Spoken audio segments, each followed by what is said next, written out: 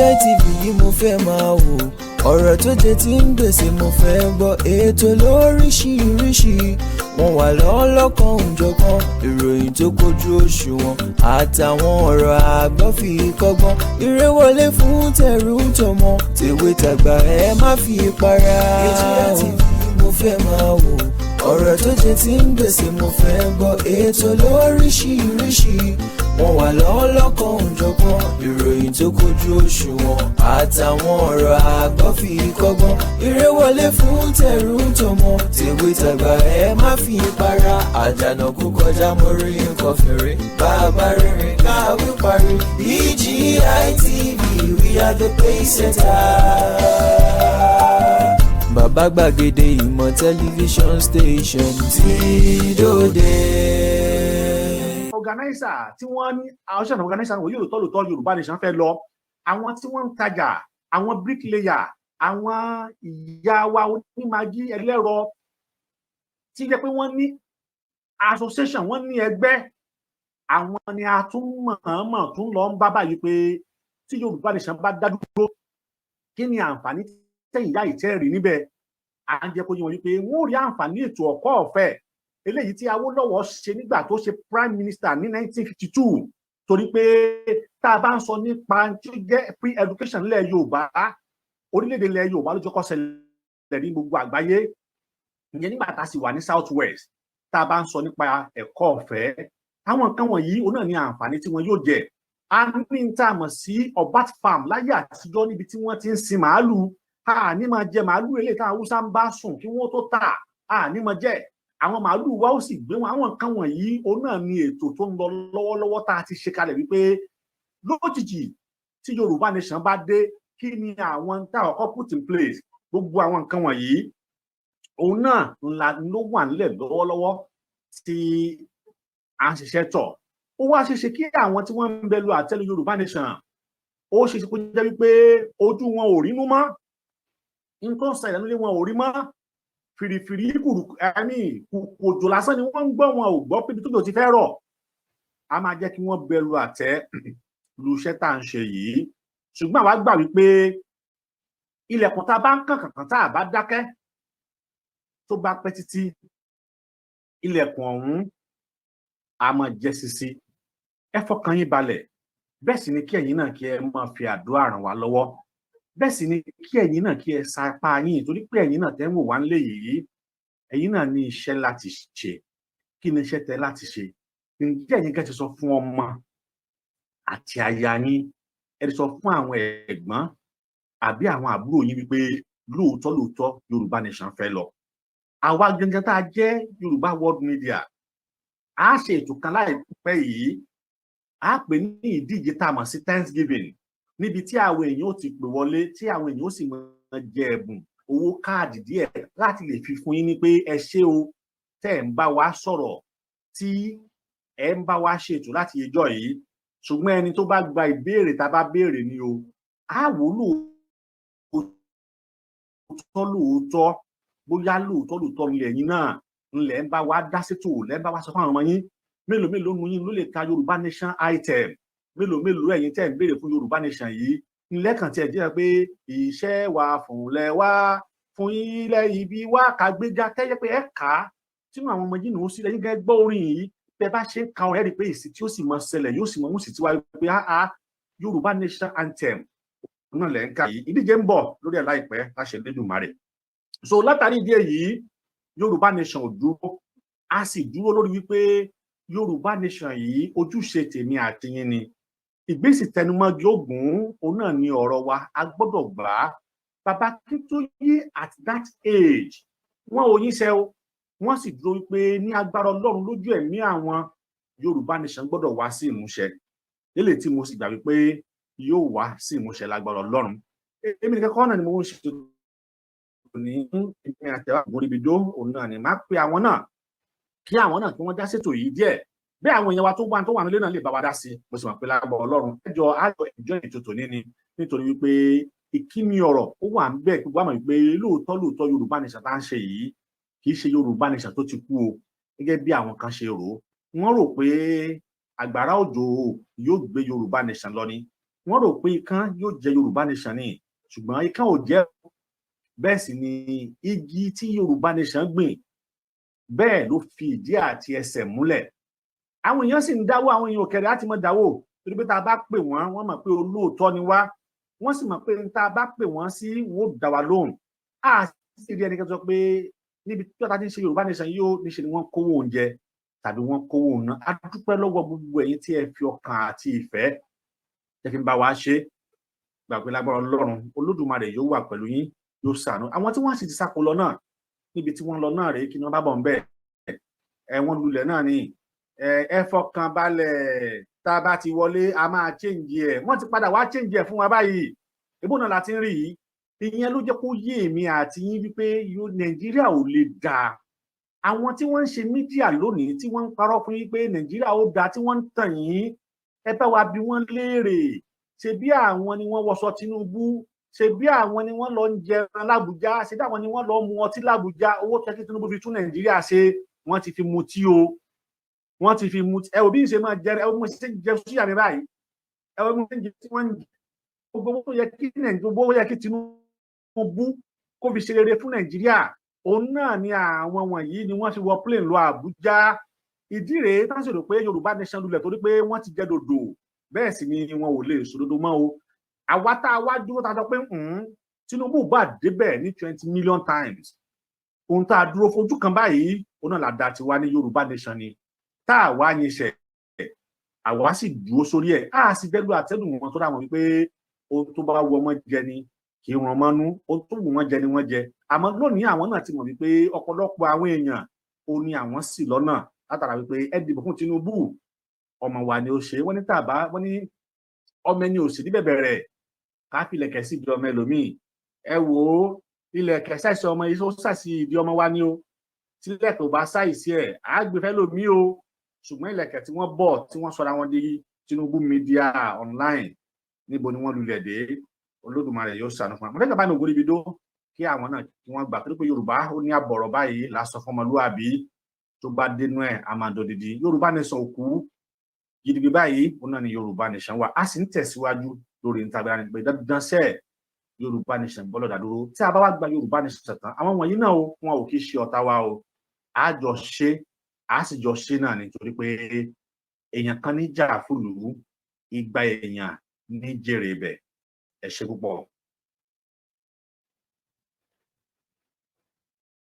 Ṣeun gan ni brother wa ọkàn borí owó. Ibi tí ẹ ti mọ ọgbọ́n náà wá ní agbára ṣe Ọlọ́run, ibú omi ńlá ni kò dé ní gbẹ lágbára ṣe Ọlọ́run. Yorùbá dùn lẹ́nu yín púpọ̀, kò sẹ́ni tó máa gbọ́ èdè lẹ́nu yín tí ní òní dùpẹ́ jọmọ pé òun jọmọ Yorùbá. Ẹ̀yin torí pé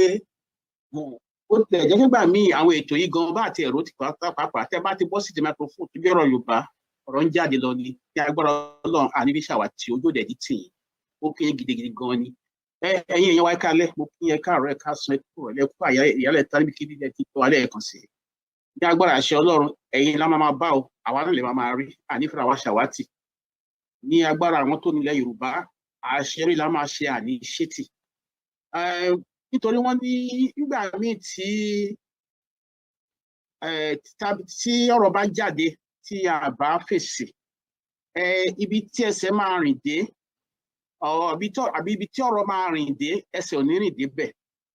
Ọ̀pọ̀lọpọ̀ àwọn ẹ̀yẹ wa ni wọ́n ń ṣì lọ́nà nípa àwọn ètò tí ọ̀pọ̀lọpọ̀ àwọn bọ́dà wa àtàwọn sisters wa tí wọ́n ń ṣe. Gẹ́gẹ́ bí àlàyé, ẹ̀yin náà ẹ wo topic wa lónìí, ìyẹn ni pé ilẹ̀ Yorùbá, àwọn gan ni wọ́n ní, irú ẹ̀tọ́ wo ni wọ́n ní gẹ́gẹ́ bí àwọn tó nílẹ̀ Yorùbá. Ìyẹn ni pé à ń ṣàlàyé fún wa wípé gbogbo ètò nílẹ̀ Yorùbá lónìí, ìwọ tó ń wò mí gẹ́gẹ́ bí ọmọ káàárọ̀ oòjíire, you are a stakeholder. Èmi tó ń wò stakeholder ni mí. Gbogbo àwọn senators wa stakeholder ni wọ́n. Àwọn ìyálọ́jà, gbogbo àwọn tó wà tó ń ṣiṣẹ́ ní garage, gbogbo àwọn onímọ́tò, gbogbo àwọn títí mẹ́rin tó ń tàkàrà tó ń ta ẹ̀kọ́ wa náà ni ọmọ Yorùbá, nítorí pé ẹ̀tọ́ tẹ̀yìn ní làwa náà ní. Ṣùgbọ́n gbogbo àlàyé tá à ń ṣe yìí, òun náà ni wípé ibi tó ní kálukú bá rìn mọ́, ibẹ̀ náà ló máa rí mọ́. Ilé ayé ṣe rí nìyẹn. Àádẹ́bẹ̀ ká mọ̀ kọ́kọ́ wípé ibi tí ìṣúra èèyàn bá wà, ní ibẹ̀ ni ọkàn àwọn èèyàn máa ń wà. so ká tó bọ́ sí àárín ètò àgbàmì nípa wípé ilẹ̀ Yorùbá who are the real stakeholders àwọn gan ni wọ́n ní kí ni ẹ̀tọ́ tí wọ́n ní. Ẹ jẹ́ kí kọ́kọ́ dá sí ọ̀rọ̀ tí brọ́dà mi tán pé kalẹ̀ nípa brọ́dà wa Àwíkòǹkò. Ó jẹ́ ẹni tí mo fẹ́ràn púpọ̀ nítorí pé tí bá gbọ́ ohùn ẹ̀ ó máa jẹ́ kí n rántí Gbẹ́ngà Adébóyè. Lóòótọ́ Olúwa fi àmì ọ̀rọ̀ sísọ sí wọn lára, wọ́n dẹ̀ jẹ́ nìkan tí mo nífẹ̀ẹ́ gidigidi, ṣùgbọ́n ṣe rí gẹ́gẹ́ bẹ̀rẹ̀ tí mo ṣe ibi tí ìṣúra ẹni bá wà ibẹ̀ ni ọkàn èèyàn máa ń wà. A lè bú wọn. Ibi tí wọ́n fi ìyà jẹ wọn Yorùbá dé nìyẹn. Ọ̀pọ̀lọpọ̀ àwọn ọmọ Yorùbá ló jẹ́ wípé ìyà tán fi jẹ wá kò jẹ́ ká róòótọ́ dì mú. Ẹ̀sìn tán fi wá ṣe ní Nàìjíríà kò jẹ́ ká tẹ̀ mọ́ bá ṣe jẹ́ ní gbogbo àgbáyé. Nígbà tẹ́mi ti máa ń fún èmi ò sí kí n wá láti wá wéèyàn tàbí kí n wá láti wá bẹ̀rẹ̀ sí sọ pé ìkàtẹ́ nìkan sọ òdà gbogbo ala ní ẹ̀tọ́ láti ṣe àlàyé ọ̀rọ̀ fúnra wa. Ṣùgbọ́n àwọn kankan lè mi ti rí látẹ̀yìnwá nípa Àwíkòǹkò. Tó bá ń sọ̀rọ̀ ó máa ń wù mí, inú mi máa ń dùn sí gidigidi. Nígbà tí a fẹ́ ṣe ètò rally ní year 2020, ìyẹn rally àkọ́kọ́ ṣe kọ́kọ́ gbé ìgbésẹ̀. Brọ́dà Àwíkòǹkò gbé àwọn ìgbésẹ̀ kan gbà yẹn. Wọ́n bẹ̀rẹ̀ sí incite àwọn èèyàn pé ká má lọ sí rally, ká má ṣe gbá, ká má ṣẹ̀yìn, kìnnìkan. Nígbà tí rally yẹn dẹ̀ hold àsìkò sígbà yẹn pé bó tilẹ̀ jẹ́ pé lóòótọ́ ìjọba sọ pé ká má ṣe, ṣùgbọ́n aṣẹ́ ráńpẹ́ ayédèmọ̀. Ní ọjọ́ kejì brọ́dà mi Àwíkòǹkò bọ́ síta wọ́n tó bá àwọn èèyàn pé kí wọ́n dàbí gba Yorùbá nation náà nìyẹn. Bàtà wọ́n sọ pé ṣé bó ṣe ń gba nation nìyẹn tó bá tó fẹ́ create awareness ìyẹn òbí wípé bóyá adára fẹ́ gba nation ọjọ́ mẹ́ta ọjọ́ náà láti gba nation. So àtìgbà ilé ló ti yé èmi wípé ọ̀pọ̀lọpọ̀ nǹkan tá a gbé dání kò yí ọ̀pọ̀lọpọ̀ àwọn èèyàn. Òun la ṣe máa ń ṣe àlàyé tá a máa ń láyé yín pé tọ̀ ibi tí ó fi ṣojú ẹ̀yìn ní sẹ́lòmíì òun náà ní gangan. So a máa ṣe àlàyé fún yín kó yé yín náà ni, nítorí pé àwọn wá síbí láti búyàn. Ọmọ Yorùbá ni gbogbo wa, gbogbo aládẹ ní ẹ̀tọ́, gbogbo apápátá la ní ẹ̀tọ́, ta ní ẹ̀tọ́ láti ṣe àwọn nǹkan tá à ń ṣe. So ṣùgbọ́n ọ̀rọ̀ tá a máa sọ ẹ jẹ́ ká máa wo ọjọ́ ọ̀la wa. Ṣé bó ṣe yẹ kí lórí nìyí? Àwíkòǹkò ó pèmí ṣe máa ń rí ẹni tó jẹ́ pé ó ní ìmọ̀ nípa bó ṣe yẹ kí Nàìjíríà jẹ́ ni. So torí kò bá dẹ̀ fi ìmọ̀ yìí kó fi mọ̀ pé bí Nàìjíríà ṣe jẹ́, ipò wo ni ìran àwọn wà ní Nàìjíríà lónìí, ṣé bó ṣe kó rí nìyí? Wọ́n bá tí wọ́n ní wọ́n bá gbọ́ tán á gbọ́ àrọ́bá dẹ̀ ní bàbá ìtàn. Ṣé ìwà táwọn èèyàn wà ṣó tẹ́ wọn lọ́rùn? So tí oore ọ̀fẹ́ bá wà fún wọn pé wọ́n rí àwọn àǹfààní torí pé Tinubu wà níjọba, kò yẹ kán bu ẹnu àtẹ́lu àwọn tá à ń ṣe Yorùbá nation tuntun kó yé àwa. Wọ́n máa ní pé Yorùbá nation ti kú, wọ́n gbá gbogbo ìran Yorùbá lójú ni tí ò dẹ̀ yẹ kó rí bẹ́ẹ̀. Ká máa sọ pé Yorùbá nation ti kú, ìyẹn ni pé wọ́n ń ṣe ìran àwọn ọmọ aládé. Wọ́n máa ń sọ ní sọ síta pé Yorùbá ti kú. Àwọn ọ̀pọ̀lọpọ̀ tí òye tí wọ́n bá ń gbọ́rọ̀ yìí, wọ́n á máa gba ọ̀rọ̀ yìí gbọ́. La ṣe ní pé a gbọ́dọ̀ ṣe àlàyé fún àwọn èèyàn wa wípé gbogbo àlàyé tí wọ́n ń ṣe yẹn o kò rí bẹ́ẹ̀ o. Yorùbá nation ń lọ, ìgbésẹ̀ dẹ̀ ń lọ ní abẹ́lẹ̀ lóríṣiríṣi. Táwọn kan bá rò pé àbẹ̀wò ni Yorùbá ṣe tọ̀, àwa ẹni ẹ̀ láwa ìkì bó lówó nù tí wàá ní wípé àbọ̀rọ̀ aṣọ fún ọmọlúàbí tó wá dénú ẹ̀ àdòdìdì. Ipò wo ní Yorùbá wà between 1950, 51, 52 up to 1960. Ẹ lọ ṣèwádìí. Ipò wo ní Yorùbá wà nígbà tí bàbá Awólọ́wọ̀ tó kó UPN jọ between 1979 and 1983. Kí ni ìdí ẹ̀ tí àwọn ọ̀tá wa nílùú òyìnbó tó papọ̀ máwọn Fúlàní tí wọ́n gba ìjọba tí ọwọ́ Ṣàgàrí nítorí pé ìtẹ̀síwájú àti ìlọsíwájú tó dé bá Western region tó jẹ́ pé láláì tiẹ̀ fún Western region lówó láti federal, bàbá Awólọ́wọ̀ pẹ̀lú àwọn ìsọ̀gbé ẹ̀ Bọ́lá Ìgè, Ambrose Sàlí láti Bende State, Ọ̀nàbànjọ láti Ogun State, bàbá Ajásin láti Ondo State, àwọn Lobo State ìgbà náà lọ́hùn-ún ẹ lọ béèrè lọ́wọ́ àwọn tí ó jẹ́ bí ẹ̀gbọ́n tàbí bàbá sí gbogbo yín tẹ́ ń wò mí pé kí ni nǹkan tó ń dánwò free education, free medical services, infrastructure development, low cost housing, 4 cardinal or 5 cardinal points lálá ìyàwó lálá ìjẹgbèsè UPN states tó ń pè ní Western region gbogbo nǹkan yìí ni wọ́n ṣe ìbẹ̀rù yìí wípé àwọn Nàìjíríà máa dájú kọjá ibi tí ó yẹ ni wọ́n ṣe parapọ̀ tí wọ́n lo àwọn kan láti gba ìjọba lọ́wọ́ ìjọba Ṣàgárí torí Western region ni ọ̀pọ̀lọpọ̀ àwọn èèyàn mọ̀ wípé àwọn ọmọ Yorùbá ní ọ̀tá òyìnbó àwa gangan ni wọ́n ń destroy ní Nàìjíríà kò yọ pọ̀lọpọ̀ nígbà tó bá yá a máa ṣe àwọn àlàyé ọ̀rọ̀ yẹn fún yín ẹ jẹ́ ká bọ́ sí ètò àgbà ẹ jẹ́ ká bọ́ sí agbami ètò nípa nǹkan tá a bá wá ní àṣálẹ́ yìí ìwọ ọmọ Yorùbá tó ń wò mí ipa wo ló kó nípa pé kí Yorùbá kó jáde kúrò ní Nàìjíríà gbogbo àwa tá a kóra wájọ tá a náà ń ṣe stéètì yìí tá a náà ń ṣe ètò nípa bí a ṣe máa jáde kúrò ní Nàìjíríà yìí báwo ló ṣe jẹ́ kí ni ipò ẹ kí ni ẹ̀tọ́ ẹ kí ni nǹkan tó jẹ́ àlàyé nǹkan tá a fẹ́ jẹ́ fún gbogbo wa ní àṣálẹ́ ni wípé gbogbo àwa tá a wà nínú ètò Yorùbá Nation tá à ń ṣe àwa tá a bá nígbàgbọ́ wípé a wà nínú agbami yìí láti wá ṣe kíni láti wá jà fún ìjàngbara ilẹ̀ Yorùbá fẹ́ gba Yorùbá kí a bá wá rò wípé nítorí mo jà fún ìjàngbara ilẹ̀ Yorùbá mo fẹ́ ṣe kíni èmi náà fẹ́ ṣèjọba Yorùbá ni ara wa là ń tàn òmìnira ilẹ̀ Yorùbá ọwọ́ Ọlọ́run ló ti wá Olúwa dẹ̀ ti gbé oníkálukú dìde gẹ́gẹ́ bí kíni ipa tán máa kó ní ìrìn àjò yìí àwa tá à ń sọ̀rọ̀ yìí ó níbi tí Ọlọ́run ti mú wa bọ̀ látẹ̀yìnwá táwa gan ò mọ̀ pé ibi tá a máa fi yanjú ẹ̀ sílẹ̀ lẹ́yìn ó ní iye ọdún táwa ti ń sọ nípa Yorùbá Nation tí a ti ẹ̀ mọ̀ pé ó máa débi tó jẹ́ yìí àwọn ìyá mi bàbá mi àwọn àbúrò mi ẹ̀gbọ́n mi tí wọ́n dá sọ̀rọ̀ yìí tí wọ́n ṣètò lójoojúmọ́ ọ̀pọ̀lọpọ̀ wọn kò kí ń ṣe pé wọ́n jí láàárọ̀ kùtùkùtù wọ́n bẹ̀rẹ̀ ètò Yorùbá Nation òun lè ṣe rí àwọn tó bá wọlé tó bá sá jáde Ọlọ́run ò yàn wọ́n ni ṣe rí bọ́ náà ṣe yan àwa kan tá à ń ṣe ètò tẹ́lẹ̀ láìpẹ́ àwọn èèyàn yìí bẹ́ẹ̀ ni Ọlọ́run ti pé àwọn tó máa ṣe ètò ìjọba ilẹ̀ Yorùbá dìde ní abẹ́lẹ̀ táwọn gómìnà fún àwọn tó máa ṣe nítorí pé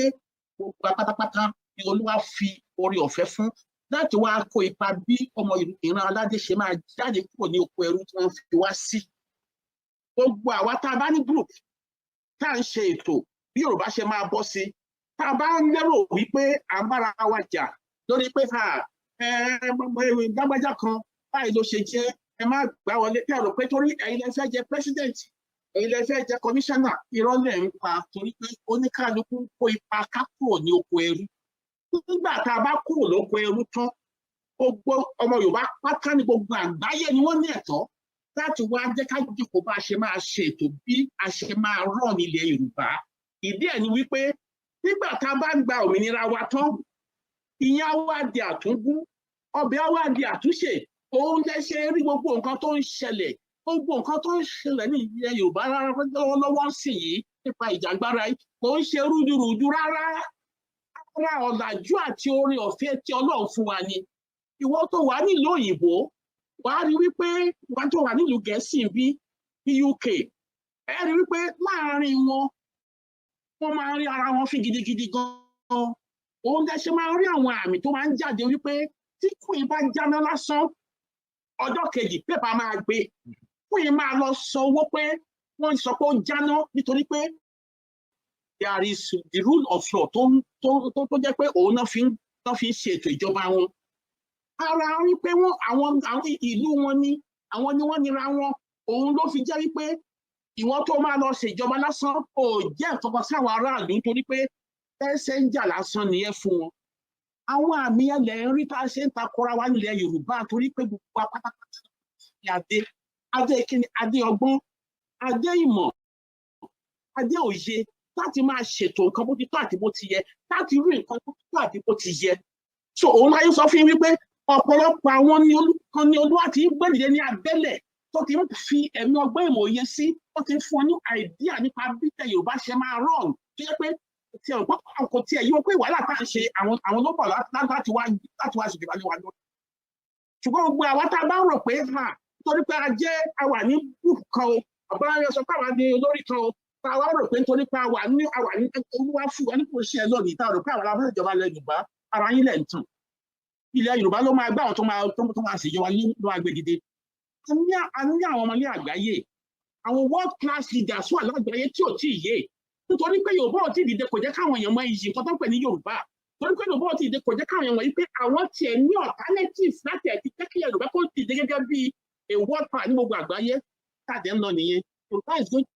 a new world order is coming ẹ̀yin tẹ́ bá rò pé eré ni Yorùbá ń ṣe Yorùbá ń lọ ní agbára ṣe Ọlọ́run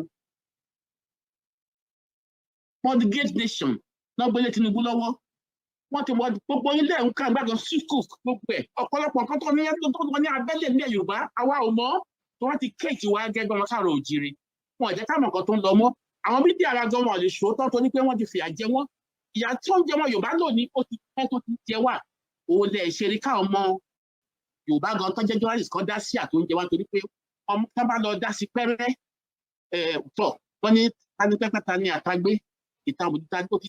ti ta ní àtànù ìyẹn ni pé gbogbo ìyà tó ń jẹ wá lọ́wọ́ àsìkò ẹ̀ṣẹ̀ bèrè ìyà tó dẹ̀ ń jẹ wá òun ló fa gbogbo bí àwọn káàrọ̀ òjíire bó ṣe ọ̀rá síbẹ̀ ni pé wọ́n ríran o wọ́n rí ju bó ti ẹ̀sùn ṣùgbọ́n wọ́n ní ìbùkún ni fún ọmọ náà tó fi ọmọ òbòdó náà tó fi ọgbọ́n ṣe wọ́n fọgbọ́n ṣe ni ó ṣe pé àwọn náà ò mọ ìyà tó ń jẹ ọmọ káàrọ̀ òjíire ṣùgbọ́n wọ́n fi ọgbọ́n ṣe ni torí pé wọ́n ní he who fights and run fights another day òun lè ṣe láwọn mídíà wa ó dàbí pé wọ́n ń dá sọ̀rọ̀ yìí ó yí àwọn náà pé ọmọ káàrọ̀ òjíire ẹrú wa Nàìjíríà ṣùgbọ́n ní agbára ṣe Ọlọ́run tó wá jẹ́ pé mọ́ Ọlọ́run ni a máa lọ àtún máa dá ṣètò ìbí a bá ṣe ń bá lọ bàbá mi ọmọ borí owó ẹ má ní mo sọ̀rọ̀ jù ṣùgbọ́n láti jẹ́ kán mọ̀ pé agbami ètò lábọ́ sísìn wípé kí ni ẹ̀tọ́ àwọn káàrọ̀ òjíire nípa ìjọba ilẹ̀ Yorùbá nígbà tó bá dìde ẹ ṣeun ojú sí padà. ẹ ṣé gan ni ẹ kóhun láti àtàárọ̀ gẹ́gẹ́ bí tí bàbá wa ti sọ àti tí èmi náà tí mo ti sọ fún tẹ́lẹ̀tẹ́lẹ̀ ni wípé Yorùbá nation ò dúró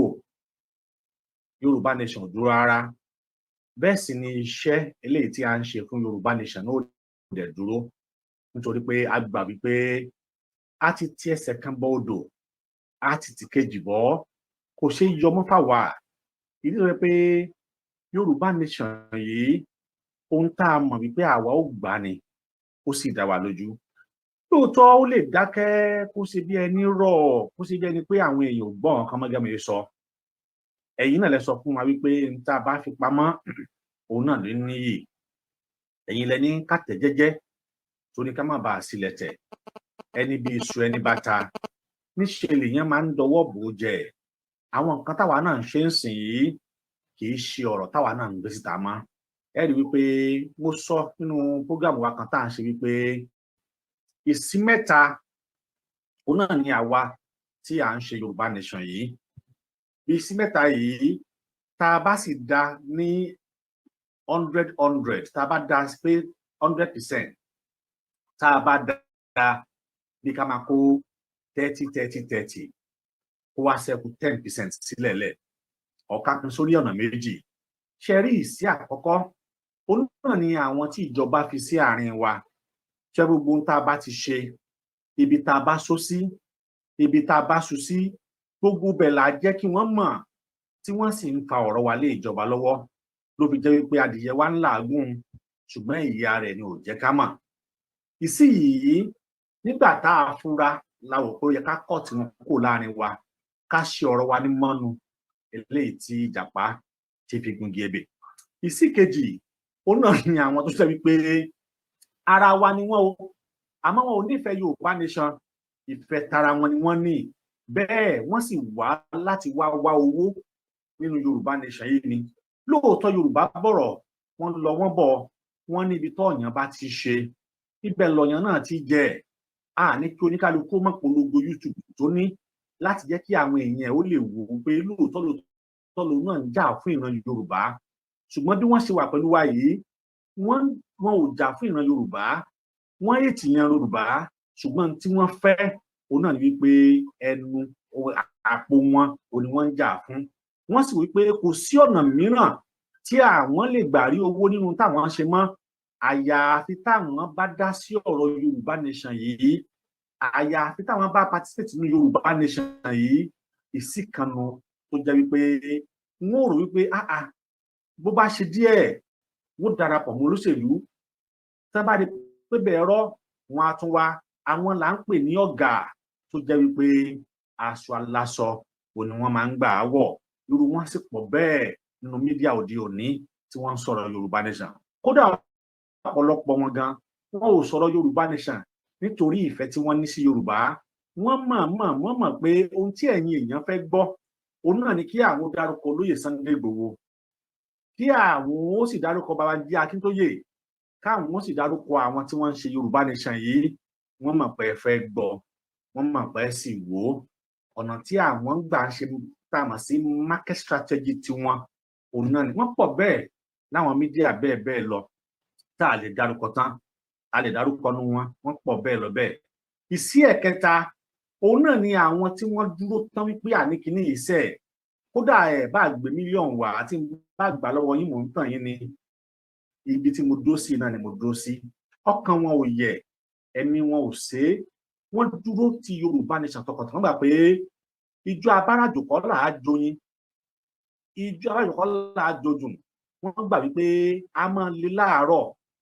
a máa le lọ́sàn-án, a sì máa dẹ̀ bó bá dọ̀wọ́ alẹ́. Torí ẹ̀ Yorùbá wọ́n sọ wípé ẹni bí ò kí fẹ́ kẹ́ni rí ó wọ̀lú, ẹni bí ò kí fẹ́ kẹ́ni rí ó wọ̀lú. Bẹ́ẹ̀ sì ni ṣèkàṣèkà ò kí fẹ́ ká láàánú ó wọjà, bẹ́ẹ̀ sì ni apanilẹ́kún ò kí fẹ́ kí apanilẹ́rìn ó débi tó ń bá wà, bẹ́ẹ̀ sì ni ẹni tí ò fẹ́ni fẹ́ni ò kí fẹ́ kó lórí rí ó wọlé tọ́ ni o. Gẹ́gẹ́ bẹ́ẹ̀ òun náà ni ìsí ọ̀rọ̀ Yorùbá nation yìí òun náà ló ṣe jẹ́. Ẹ rí bí àwa táwa ń ṣe Yorùbá nation yìí, kí ni èrè wa, kí ni ìgbàgbọ́ wa, kí ni táwa náà gbọ́kànlé? Àgbọ́kànlé nǹkan kan o, ṣùgbọ́n gbọ́kànlé wípé eléyìí yóò dín ìṣẹ́ àti òṣì kù lára wa, lára àwọn ọmọ wa, lára àwọn ọmọdọ́mọdọ́mọ wa. Bẹ́ẹ̀ sì ni yóò jẹ́ ká rántí wípé ìyàwó wọn sọ wípé ìran mẹ́ta ò gbọ́dọ̀ tòṣì, kí bàbá tàbí ìyá, kí àwọn ọmọ náà kí wọn tún wá tòṣì. Bẹ́ẹ̀ sì ni àwa gbà wípé ọ̀rọ̀ Yorùbá nation yìí ohun tó gbọ́dọ̀ wá sí ìmúṣẹ ni, látara wípé àkọsílẹ̀ àti ìwádìí fi yé wa wípé wọ́n mọ̀ gba búrẹ́dì lọ́wọ́ wa, wọ́n wá gbé kí ni o, wọ́n gbé pàǹdà, wọ́n gbé lé wa lọ́wọ́. Bẹ́ẹ̀ sì ni wọ́n sọ wípé olóòótọ́ ìlú òun náà nìkàlú, bẹ́ẹ̀ wọ́n ní a máa parọ́ fún yàn bó bá pẹ́ títí tí irọ́ bá ti lọ lójú ọdún. Wọ́n ní ọjọ́ kan báyìí òun náà ni òtítọ́ ó bá. Kí ni òótọ́ tàwárí tá a ṣe rò wípé lóòótọ́ Yorùbá nation yìí ó gbọ́dọ̀ wá sí ìmúṣẹ? Kí ni tàwárí tá a ṣe rò wípé àníṣe tímọ́tímọ́ báyìí òun náà ni ìlú àgbò ló máa ń mọ́rí, mọ̀kànmọ̀kàn báyìí òun náà ni alámàmà kan tiẹ̀, tá a ṣe rò wípé ìgbín tẹnumọ́gi ògún òun náà ni àwa yóò fi ọ̀rọ̀ Yorùbá nation yìí ṣe. Kí ni tàwárí? Àwọn àpẹẹrẹ kan wà, ṣe ni wọ́n sọ wípé ẹni tí ò bá dá sọ dání,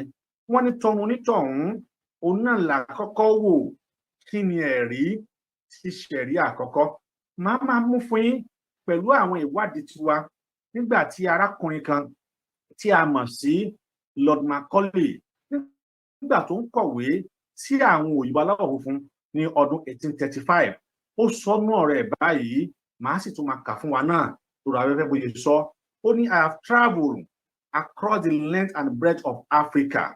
I have never seen any one person who is a beggar. Ó ní kò sí ẹni tí ó ń tọrọ tàbí ẹni tó ń bẹ̀bẹ̀ láàrin wọn lónìí. Ọ̀pọ̀lọpọ̀ àwọn atọrọjẹ ló mọ̀ ti kúta lónìí. Ọ̀pọ̀lọpọ̀ àwọn ọmọ wa ni wọ́n mọ̀ ti ń tọrọ jẹ lónìí. Ẹ gbọ́ arákùnrin yìí, ó lóun ti rìnrìn àjò, òun ò rí ẹni tó jẹ́ pé atọrọjẹ nílẹ̀ Nàìjíríà o, nílẹ̀ Yorùbá o. Ó ní who is a thief of such wealth I have seen in this country, such high moral values, people of such caliber, ó wá ń sọ ẹ wo bó ṣe kì wá ní 9 ní 10 ó wá sọ kíní kan o ó ní I do not think that we will ever conquer this nation. Ó ní I do not think that we will ever conquer this nation. Ó wá tẹ̀síwájú ó ní which is that I do not think that we will ever conquer this nation. Nígbà tó sọ bẹ́ẹ̀ tán kí ló wá sọ tẹ̀lé ó ní which is a spiritual and cultural heritage. Therefore ó ní I propose. Nígbà tó sọ wípé òun ò rò pé òun àwọn ilé kọ̀ọ̀kan wa o pẹ̀lú ohun ìṣẹ̀báyé àtòun tá a ní àti àṣà àti ìṣe wa pẹ̀lú bá a ṣe ń ṣe tá a bọ̀wọ̀ fọ́ba táwọn èèyàn wa tí wọ́n rajà tí wọ́n fowó síbẹ̀ ó ní kò sí olè kò sí apànìyàn kò sí tíì ó ní pẹ̀lú ọrọ̀ tí mo rí pẹ̀lú àwọn èèyàn yìí pẹ̀lú ọrọ̀ tí àwọn èèyàn yìí ní wọn ò kí ṣe olè wọn ò kí ṣàtọrọ jẹ o ó ní mi ò rò pé a lè kọ́ńkà wọn pẹ̀lú èdè wọn àti àṣà wọn tí mo ń wò yìí ó wá tẹ̀síwájú ó ní therefore ó ní I propose ẹ̀yin ará mi mo mú àmọ̀ràn wá kí lámọ̀ràn tí Lord Macaulay mú wá fún àwọn British yìí àmọ̀ràn ni pé ó ní unless that we replace our old and ancient education system. Àkọ́kọ́ ni pé ẹ jẹ́ ká gba àṣà àti ìṣe ìkọ̀wé wọn ìkàwé wọn kúrò lọ́wọ́ wọn. Bí wọ́n ṣe ń kàwé bí wọ́n ṣe ń kẹ́kọ̀ọ́ ẹ jẹ́ ká gbà kúrò lọ́wọ́ wọn ẹ jẹ́ ká gbé tiwa fún wọn. Wọ́n wá gbé tiwọn dé àwárí history, geography, mathematics, biology, political science. Nígbà táwa wà ní school, it is clearly stated and underlined in a political science pé it is allowed to kill. Àwọn tó bá jẹ́ pé wọ́n jẹ́ university àwọn ọmọkẹ́ tí mo sọ pé in political science tí wọ́n bá pẹ́ débì kan wọ́n kọ́ gbàgbà pé it is allowed to kill in politics. So pé wọ́n ń pààyàn lónìí ní tí wọ́n mú wá fún wa ni pé à ń pààyàn à ń fìyàn borí ìtàn ó ní unless we replace our old and ancient educational system our culture kí mo sọ ó ní our culture wọ́n gba àṣà àti ìṣe wa lọ́wọ́ wa lónìí àwọn ọmọ wa lónìí tó jẹ́ obìnrin ẹbí wọn léèrè ṣé wọ́n ní ìró àti bàbá ńlé wọn ò ní mọ̀ àwọn ọkùnrin náà ǹjẹ́ àti ẹ̀ ń wọ̀wù tá a wá dé fìlà sí ká ó mọ̀ ṣe o wọ́n gba àṣà kó lọ́wọ́ wa then gbogbo ìlú tá a bá ti gba àṣà kó lọ́wọ́ ẹ̀ àti pa ìlú ọ̀run pátápátá torí pé n tí a fi lè identify wọn their own identity is their culture ǹjẹ́ nígbà tó máa culture wa kó lọ́wọ́ wa kí wá ló wá kù wọ́n gbé culture ní culture wa bá wa pé you have to speak English you don't know speak English you don't know how to speak use present tense use past tense use plural use this use wàá tún sọ pé wọ́n tún ní pé òyìnbó tó sọ yìí ò correct ṣùgbọ́n tí máa sọ pé who enter my shoe ṣé mi ò gbá ni ta ló wọ bàtà mi àdé àbà àwọn nǹkan wọ̀nyí mo gbà who enter my shoe mo gbà náà àwọn ibi tá ló bàtà náà mo sọ wọn á sọ pé ò sọ kò dáa báwo sáfẹ́ sọ lédè Yorùbá torí wọ́n ti gbà pé tá a bá ti sọ Yorùbá àti ìrọ̀rùn lọ àwọn ọdún kan bẹ wọn gbédè ìbò wọn dẹ̀ ń ṣe dáadáa kò kàn pẹ̀lú ìbò ṣùgbọ́n lónìí ó ní pé kí ni ó ní culture then ó wá tẹ̀síwájú ó ní for if the Africans only for if the African think ẹgbẹ́ bó ṣe sọ only for if the African think that all that is foreign and English is good and greater than their own. Ó ní tí ẹ̀yin èèyàn mi nílẹ̀ Yorùbá lágbàáyé tẹ́ bá ti gbà wípé gbogbo tá a bá ti mú wá láti òkè òkun àti èdè òyìnbó ó sàn ó dájú èdè tiyín lọ lónìí wọ́n mú ẹ̀sìn wá fún wa because we believe it's a foreign religion láti wá fi da èmi àti kásùnmọ́ sọ wá dọ̀tá ọ̀tá tí ò sí láyé àtijọ́ wọ́n jẹ́ kí èmi àti ká dọ̀tá ara wa àwa gbà wípé lóòótọ́ English yìí ó dájú èdè Yorùbá lọ ibẹ̀ lẹ́tì máa rí ẹlòmíì ọmọ tá a bí ilẹ̀ Yorùbá ọmọ tí a máa pé please I don't want my children to speak Yoruba language that local language I don't want that it's a very local language ayé rẹ̀ ṣe tiẹ̀ sì tapa o tiẹ̀ tapa o because ọmọ tó bá sọ lẹ́nu irú ọmọ bẹ́ẹ̀ ti ṣàpòyàkọ́ torí pé èdè tí àwọn baba ńlá baba rẹ̀ fi bí ọ rèé ó wá sọ pé èdè ọ̀hún òun náà ni ò wúlò fún ọmọ ọ̀pọ̀lọpọ̀ ọmọ ni ò gbọ́ Yorùbá mọ́ lónìí tó bá jẹ́ pé lóòótọ́ òun náà ni road bible eléyìí tó jáde fún gọ́fúnà Lagos State bá jẹ́ ọmọ Yorùbá ni á gbèsè lẹ́yìn ṣùgbọ́n àìlè sọ Yorùbá ẹ̀ kó bá torí pé òun gán máa pé ibi tó rà lórí pé kí ló dé tí ẹ lè kọ́ ọmọ yín ní èdè Yorùbá lórí táwọn ọmọ yín ò lè ṣe Yorùbá ẹ rí i pé nígbà tá a bá ti gba èdè Yorùbá kò lọ́wọ́ àwọn ọmọ wa á ti sọ wọ́n nù wọn ò ní orírun mọ́ kò sí tó ń jẹ́ orírun fún ọmọ tí ò bá lè sọ èdè abínibí ẹ̀ kò sí tó ń jẹ́ orírun fún ọmọ tí ò bá lè sọ èdè Yorùbá ó ní kí ni o if tí gbogbo wa bá ti ó ní if African think that all that is foreign and English language are good and better than their own kí ló wá sọ pé a ṣe ó ní ayé wa ó sì rún pẹjẹpẹjẹ ó ní kí ló sọ ní they will lose their self-esteem ó ní kí ló wá sọ ní they will lose their self-esteem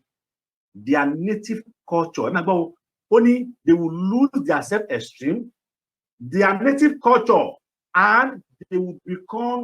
what we want them a true dominated nation náà lónìí ṣé àti wá lose self-esteem ṣé àti lose culture sáà àti wá jẹ́ a true dominated nation àwọn nǹkan wọ̀nyí làwa kà làwa rí wípé lóòótọ́ tí ìran Yorùbá ò bá kúrò kò sí bá a ṣe àti lose self-esteem látara wípé níṣe ni wọ́n kó àwọn àti ẹlòmíì papọ̀ Yorùbá Nàìjíríà ò kì í ṣe country Haúsá ò gbédè Yorùbá Yorùbá ò gbédè Yíbò kí wá ló wá dé tá à ní dúró lórí pé orí àpáta wípé Yorùbá nation gbọ́dọ̀ dúró ìyẹn tún wá kéré sí ọ̀rọ̀ tí bàbá kan tún sọ eléyìí tó jẹ́ wípé ọ̀rọ̀ ọ̀hún náà rèé gbáǹkọ́gbì ọ̀rọ̀ ni a ó rí wípé ọ̀rọ̀ yìí ó jáde ní Pirate newspaper ní October 12, 1960 ta lẹni tó sọ ọ̀rọ̀ yìí láti mọ̀ wípé lóòótọ́ orílẹ̀ Nàìjíríà ò kì í ṣorílẹ̀-èdè tí ìran Yorùbá tó gbọ́dọ̀ dúró sínú ẹ̀ torí pé ọ̀pọ̀lọpọ̀ ìwádìí àtohun tá a rí gbọ́ ni wípé kì í ṣorílẹ̀-èdè tó jẹ́ pé a gbọ́dọ̀ dúró fún a gbọ́dọ̀ kúrò ńbẹ̀ ní kíákíá lẹ́yẹ ọ̀sọ́kà ẹ gbọ́ bí Ahmadu Bello bóun náà ṣe wí ní October 12, 1960 ìwọ tó o bá fẹ́ mọ̀ kìíní lọ sínú Pirate newspaper ọjọ́ náà kó o lọ kà á ó ní the new nation called Nigerian should be an estate of our great grandfather Usman Dan Fodio ó ní we must ruthlessly ẹ gbọ́ bó ṣe sọ o torí òun náà ní àwọn point tó fi sínú ẹ̀ ẹ gbọ́ bó ṣe sọ bí ẹni bí Lord Macaulay ó ṣe fi àwọn key point sí inú ọ̀rọ̀ tó sọ ní 1813 bẹ́ẹ̀ náà ni Ahmadu Bello náà ṣe fi àwọn key points sínú ọ̀rọ̀ tóun náà sọ ní ọdún 1960 December 12, 1960 ó ní the new nation ọjọ́ méjìlá tí a gba òmìnira a gba independent in 1960 October 1st arákùnrin dẹ̀ sọ̀rọ̀ yìí ní October 12 just 10 days 12 days interval tá a gba òmìnira òun làwọn àṣírí ọ̀rọ̀ yìí ló gbọ́dọ̀ sí ní tó jáde ó ní the new nation called Nigerian should be an estate of our great grandfather Usman Dan Fodio ó wá tẹ̀síwájú ó ní we must ruthlessly prevent a change of power we must ruthlessly prevent a change of power ẹ wá wò ó tí Haúsá ò bá jẹ gọ́fúnà ẹ jẹ́ kí n sọ pé Fúlàní tí wọn ò bá jẹ pírẹsidẹ́ǹtì kí Yorùbá jẹ vice tàbí kí Ìgbò jẹ vice ẹ máa ṣe lé ní o níjọ́ tí Haúsá bá jẹ ìjọ́ tí Fúlàní bá jẹ president Yorùbá lè jẹ vice president then Ìgbò wọn ò ní nǹkan kan ẹ mú bẹ́ẹ̀ tí Ìgbò tí wọ́n bá jẹ president Haúsá Fúlàní yóò tún wá jẹ vice ẹ̀ ṣe rí pé wọn kò nínú ìjọba Yorùbá wọn à ní rí post kankan tàbí tí Yorùbá tó bá jẹ president Haúsá Fúlàní àwọn náà ni yóò jẹ vice ṣe rí pé àwọn Ìgbò wọn ò rí nǹkan kan so which is mean they are either the first or the second in or ẹ kí n máa pè the first or the second in power pé wọ́n máa lọ jẹ́ third ní power bí Ìgbò àti Yorùbá ṣe máa ń fara kí tí wọ́n wà ní sí nínú ìjọba tí wọ́n á jẹ́ bóyá bí third wọn ò ṣe rí láyé they always be the first or be the third wọ́n máa wà ní first and third or first and fourth so wọn ò gbà láyé kí wọ́n má rí ipò tàbí kí agbára kó kúrò ní ọwọ́ wọn ó wá tẹ̀síwájú o tẹ̀mọ̀ tó bá dúró ń bẹ̀ lásán ìbá da ó wá tẹ̀síwájú ó ní we must use the minority of the north, minority ní north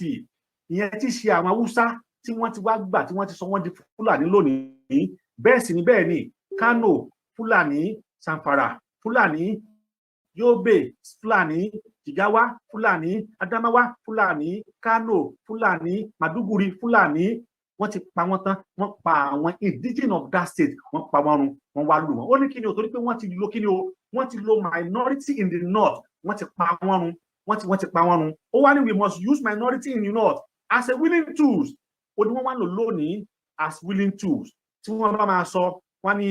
àwọn láti north east, north central, north south. Tá a bá gbàgbé ọdún 1960 sí 1962, ó ní wọ́n create Lagos state àti Kano state. Lagos state still remain as a single state lónìí. Kano state wọ́n ti yọ state méjìlá, àwọn ti yọ state méje lára Kano state lónìí, but Lagos state still remain as it is and the local government. Kí ni wọ́n lò? Wọ́n lo majority, wọ́n lo minority in the north láti kí ni o, láti conquer in tí wọ́n ṣe ní, wọ́n ti conquer wa pẹ̀lú minority in the north. Wọ́n sọ as a willing tools, ó ní and the south, and the south as a conquered territory, and never, only and never allow them to rule over us. Gbọ́dọ̀ gbà wọ́n láyè kí wọ́n ṣe ìjọba lé wa lórí ara. Only never allow them to rule over us. Only and tó bá kàn tẹ̀ wá tán bẹ́ẹ̀, ṣebí kì bá da, ẹ wo bí tó wá parí ẹ̀ sí, tó yẹ kí èmi àti ẹ ká ti mọ̀ wípé ewu ń bẹ lóko ló ń gẹ o, ló ń gẹ́gẹ́ fún alára ẹ̀, ewu ni. Ó ní and never allow them to have the control over their future. Never allow them to have the control over their future. Kí ló tún dé tẹ̀ tó fẹ́ ká ní control lórí ìgbésí ayé ara wa? Kí ló dé tẹ̀ fẹ́ ká ní control? Kí ló dé ṣe bẹ́ẹ̀ pé èyí lẹ́mọ̀ ṣèjọba á ti yọ̀ǹda ẹ̀ fún yìí, ṣùgbọ́n wọ́n ní never allow them to have the control over their future. Ló ṣe pé lónìí bí Yorùbá bá fẹ́ dórí àléfà, bí Yorùbá ti lọ bá burú níwájú ọmọ Fúlàní, kò níbi kan tí ó dé o, nítorí wípé òun gan fún aláre ò ní control lórí ìgbésí ayé ẹ o. Ẹ rántí ẹ̀yin èèyàn, tẹ́ ẹ bá gbàgbé kó tó di pé Tinubu jẹ president tó jẹ yìí, iná mà jó nìbàdàn, ó jó ọjà gbági nìbàdàn. Tinubu ò mọ̀ lọ́bẹ̀ lọ kí wọn, bẹ́ẹ̀ ni ò sì bùn wọ́n lówó, bẹ́ẹ̀ ni ò sì ránṣẹ́ ìbánikẹ́dùn sí wọn. Ẹ rántí pé láàrin ọ̀sẹ̀ kan síra o, òun náà ní ná olójú ọjà kan ní Kano, wéréwéré kíákíá Tinubu fẹ̀fẹ̀ rẹ o, ó di Kano, ó lọ kí wọ́n bẹ̀, ó tún fún wọn ní 10 million naira pé kí wọ́n ó gbà owó mọ́ bínú o. Ibẹ̀ ni bàbá ti fẹ́ kọ́ tó ti fẹ́ ṣubú. Tẹ́ bá rántí, látara ìdí èyí, we don't even have control over our future. Then why are we still preaching for one nation? Those are the facts that we, those are the facts that we understand that it is better for us to have our own sovereignty nation rather than to still remain in that country. Remain there in that country have nothing to do with us, and our life will not be the same, not even changing of our life. Tẹ́ bá tún wá wò, a máa fi ìjọba kan yìn ìjọba kan ni. Ẹ jẹ́ ká mú látàyè Ọbásanjọ́, ó lọ sáà, Yar'Adua bọ́bẹ̀, ó kúrò ńbẹ̀, Jonathan, à ń fi ìjọba kan yìn ìjọba kan ni. Nígbà tí Jonathan lọ tán, Buhari bọ́bẹ̀, àná Jonathan ló dájú, kí Jonathan ó padà wá o, tó bá padà wá o, á dìbò fún o, Buhari ilé o, àṣé késekése láti rí, kàsàkàsà ń bọ̀ lọ́nà. Tinubu náà dé, àtúwà ń pariwo sí pé ṣé bàbá máa ṣe dá o, kó yá máa ń padà bọ̀ o, mo fẹ́ kó jọ yé èmi àti ẹ lónìí. Tí Tinubu bá kù bẹ́ẹ̀ lónìí, tẹ́lómi bá tún bọ́ síbẹ̀, yóò tún wọ́ọ̀sì ju Tinubu lọ. Bí Ọlọ́run bá ṣe ṣẹ̀dá Nàìjíríà nù, ìwọ tí ò bá wá yé bẹ́ẹ̀ ni wípé a dá orílẹ̀-èdè Nàìjíríà fún ìdàgbàsókè tàbí fún àṣeyọrí. A dá orílẹ̀-èdè Nàìjíríà fún ìtajà, òǹrajà àti òǹtajà ni. Nàìjíríà tá ń sọ yìí, wọ́n sọ wá ní orúkọ ní ọdún 1879. Arábìnrin kan tí ṣe Laura Shaw, British journalist tó padà wá marry lọ Lugard, tó create amalgamation ní 1914. Nínú amalgamation tó náà wá create nísàlẹ̀ pátápátá, lọ máa kọ́ lọ lúgà kọ́ síbẹ̀ because orí pé ó mọ̀ join ilẹ̀ Yorùbá tàmọ̀ sí South tàmọ̀ sí Western Protectorate ó mọ̀ join ẹ̀ pọ̀ mọ́ Northern Protectorate nítorí pé àwọn Haúsá ò ní èso kankan tí wọ́n mú wá, wọn ò ní resources gbogbo resources tí wọ́n lò nígbà náà ilẹ̀ Yorùbá ni wọ́n ti rí. àmọ́ òun gan wa kọ́ sí abẹ́ ìsàlẹ̀ ọ̀rọ̀ wọn náà lọ sàkẹ́ ó ní a marriage between a poor husband which is not protectorate and a rich wife which is west south protectorate ó ní I pray it is a successful marriage. Ó ṣe kọ́ sísàlẹ̀ átíkù tó parí nígbà tó ń kọ rìpọ́ọ̀tì ẹ̀ nìyẹn. Ó wà ń bẹ́ẹ̀ tí wọ́n náà lè rí kà pé marriage from north sí western ìyàwó ọ̀tọ̀kọ ìkan jẹ́ poor ó ní mo gbà pé kí Ọlọ́run já kó jẹ́ kó so èso rere. Àwọn nǹkan wọ̀nyí ló yẹ kí èmi àti ẹ̀ka mọ̀ wípé a ò wá kírètì Nàìjíríà látara orúkọ tí èmi àti ẹ̀ ń jẹ́. Wọ́n yọ orílẹ̀-èdè Nàìjíríà látara river Niger tí ó pín ààlà láàrin ilẹ̀ Yorùbá àti ilẹ̀ Haúsá torí pé níbi tí Ọ̀yọ́ wà tẹ́lẹ̀tẹ́lẹ̀ after Lọrin òun náà ni Ọ̀yọ́ tí a mọ̀ sí Ọ̀yọ́ lẹ́wà ibẹ̀ ni wọ́n wà tí wọ́n tẹ̀dó sí. Ṣùgbọ́n nítorí wípé ìjà tó ṣẹlẹ̀ láàrin Àfọ̀njá àtàláàfin Ọ̀yọ́ tí í ṣe Aláàfin Ọ̀yọ́ nígbà náà lédi pé Àfọ̀njá fẹ́ dá dúró as a sovereignty state pé kí Ìlọrin náà ó dá dúró òun ló jẹ́ kó lọ pe àwọn Fúlàní mọ́ra kí wọ́n bá òun ja ogun ìjà Ìlọrin tí wọ́n mọ̀ sí ogun Jálómi láyé ọjọ́. Ìtàn tún pọ̀ ńbẹ̀ náà táàtún sọ fún ara torí pé ẹni tí ó bá wàásù fún yàn òun náà gbọ́dọ̀ mọ tí ó sọ̀rọ̀ lé lórí. Àwa tá à ń sọ pé Yorùbá nation dúró a mọ tá à ń sọ a sì mọ bí tá a ṣe wádìí àti ìrírí tá a ṣe dé. Látàrí ìdí èyí ilẹ̀ Yorùbá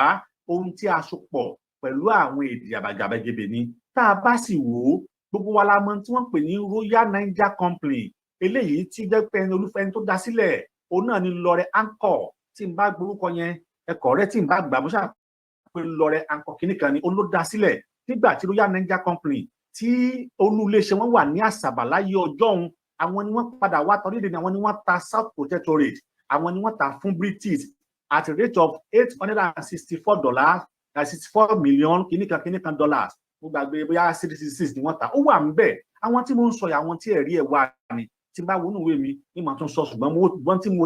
mo ti kà dáadáa ni. Àwọn nǹkan wọ̀nyí wọ́n ta ni ṣẹ̀dẹ̀rí tí àwọn wọ̀nyí ò bá ti kúrò lórí Nàìjíríà a lè ní lọ síwájú. Ṣùgbọ́n àwọn yóò mọ̀ pé kí wá ló wá ń jẹ́ Royal Niger Company wọ́n ń bẹ ní Jos lọ́wọ́lọ́wọ́ tí mo ń sọ̀rọ̀ yìí. Àwọn níná wọn ò lọ rí iná tí wọ́n ló ní òpó onírin tẹ bá dé Jos ní Búkúrú tẹ bá ti dé Búkúrú roundabout ibẹ̀ ni iṣẹ́ wọn ti bẹ̀rẹ̀ ibẹ̀ ni irinṣẹ́ ibẹ̀ ni station wọn ti bẹ̀rẹ̀ lẹ́gbàá tẹ bá kọjá Nigeria Brewery ní Jos North ibẹ̀ lórí ibi tí mo mọ̀ dáadáa ni iná wọn ò lọ rí àwọn ni wọ́n ní Royal Niger Company wọ́n ti padà wáyé padà sí Unilever Company báyìí ẹ máa gbọ́ Unilever ẹni tó bá ti rí Unilever Company ibẹ̀ wọ́n wà àwọn náà padà wáyé sí Unilever tó nígbà tí wọ́n jọ ṣe òǹtajà àti òun rajà láàrin France àti British ni wọ́n ta Nàìjíríà fún okòwò òun náà ni tí wọ́n dá Nàìjíríà fún. Àwọn nǹkan wọ̀nyí ohun tó yẹ kí èmi àti ọmọ wípé lóòótọ́ ọmọ tí kò bá mọ orísun ibi tó ti ń bọ̀ tí ò mọ ibi tá a ti bí lọ́mọ bẹ́ẹ̀ ìtànkìtàn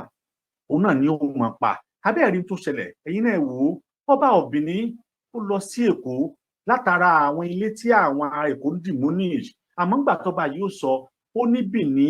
ó ní àwọn ni wọ́n dá Èkó sílẹ̀ ẹ rí i pé ọba yìí ò mọ tó ń sọ to the respect to Olúbìní of Benin ó yá gbàgbé ìtàn ni because ó lè ṣe kí ọba àwọn ti gbàgbé ìtàn wípé Benin Empire they only resettle at a part in the Lagos state called Èkó Ìsàlẹ̀ Èkó at that particular time. Then how did it happen? Because tá a bá sọ èbó àwọn ará Benin lè má gbọ́ wá á sọ èbó fẹ̀yìn ará Benin because ọba of Benin made a big mistake by saying Lagos state was founded by Benin or Benin is one who created Lagos state. No, it's a very false lie. Benin have never founded Lagos state. Lagos state is in existence before the Beninese people's arrival. At that time, they only reside in a circle place called Ìsàlẹ̀ Èkó. And the reason why Benin people are residing in Ìsàlẹ̀ Èkó is very close to the ocean, whereby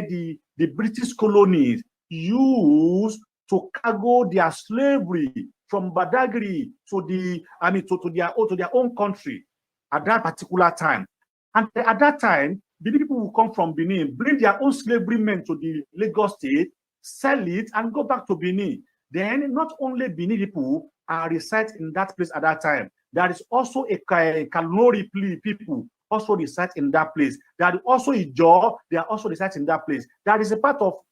northern area also, they also reside in that a particular area called Isaleko. It's just a small place called Isaleko. Then at a long point, they started selling market, what you call trade by Batan. When Benin people sell their slavery, they will buy something in exchange and go back to the Benin. At that point in time, that place was becoming a big market, and they started trading and Batan in that area. So they make one Benin man who was an elderly man as a leader to control that community at that particular time. Benin have never found the Lagos state is already existent. Benin people used to come to Lagos state to sell their slaves to the colonial master, and then they will transport it to their American, wherever they are going to. That is why they Benin are reside in that place. And if you remember at that time, those particular places are not part of Lagos state, because at that time Lagos state was not created. We are still the part of Western region. If you come to Isaleko, Oshodi, Badagiri, Agege, Mushin, Ojota, Alimoso, all those parts of place are part of Western protectorate at that time, which Awolowo was governed during the Awolowo as a prime minister at that time. So Benin people, they are not the one who create Lagos state. Lagos state is in existence before the arrival of Benin people. They just came to that place. Likewise, we also too, we have traveled from so many places to sell our market. Then at a point in time, we research in that place. Our now, we travel across all over the country in order to look for what we want to eat. But at that time, we researched there to stay there. We put our land there. It doesn't mean that we are the one who created that particular state. So Lagos state is never founded by Benin people. So maybe Oba of Benin should try and go back to the history and reasoning of what history is saying about Benin. Benin was created by Ile-Ife because they moved from Ile-Ife to Benin. The part of people who moved from Benin, also from the 7 children of Oduduwa, part of them moved to what we call Port Harcourt, called Omoku today. They are part of Omoku in Port Harcourt. It is part of Oduduwa. Benin are part of Oduduwa's son, or let me say Oduduwa children. So Benin, they can only trace their origin from Ile-Ife. That is why the Oba of Lagos, which the Oba Akiolu, also can trace his own biological back to the Benin, because at that time they used to marry Yoruba. Yoruba used to marry them. We used to marry each other. So that is why those kings, they can trace their biological trace back to the Benin. I could remember when Oba of Benin said he traces by his biological area, he know that he comes from Benin. Yes, the Oba is right. He can only trace and see that it's come from Benin. So Lagos state is already there. Before the creation of Lagos state, they are not Lagos state. They only bear Western region. That Awolowo was the one who controlled all the Western region. But there is a little bit part of Lagos state, which is not part of the Awolowo territory, which is part of colonial mastered territory, which is called Isaleko, very close to water ocean, whereby the British and colonies used to transport their slavery back to their own land. We, as a little child that we are, we know much about our history. We know much about our origin. We know much about where we are coming from. So that this will give us the knowledge, full knowledge to know what we are fighting for. And then why are we fighting for this? And then what is the reason of fighting for this? What are the merits and the merit that we will always gain from fighting for this? We could see clearly that having our own nation as a Yoruba nation, we go a long way to transforming our life, even though many Nigerians roaming about abroad, doing good, doing a great engineering, the first doctor, it is all Yoruba. Why?